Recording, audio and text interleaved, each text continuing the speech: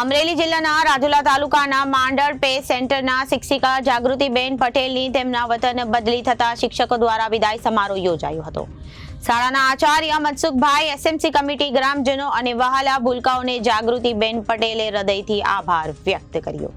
જાગૃતિબેન પટેલે લગભગ 4 વર્ષથી માંડળ અને પે સેન્ટરમાં ફરજ બજાવતા હતા। જ્યારે આ વિદાય સમારોહ યોજાયો ત્યારે શાળાના બાળકો, શિક્ષકો અને વાલીઓ હિબકે ચડ્યા હતા।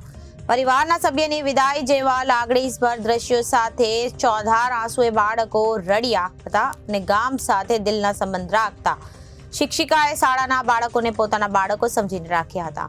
ભણવામાં નબળા બાળકો માટે અલગ શિક્ષણ આપીને બાળકોને ભવિષ્યની ચિંતા શિક્ષિકા કરતા હતા। લગ્ન કરી સાસરે જતી દીકરીને વિદાય જેવા દ્રશ્યો માંડળ પે સેન્ટરના જાગૃતિબેનની વિદાયમાં સર્જાયા હતા। આ તકે શાળા પરિવારના શિક્ષકો સાથે વાલીઓ પણ આંખના આંસુ રોકી શક્યા ન હતા। બીજી તરફ બાળકો તો જાણે પોતાની માને વળગી પડે એમ શિક્ષિકાને ભેટીને રડી પડ્યા હતા।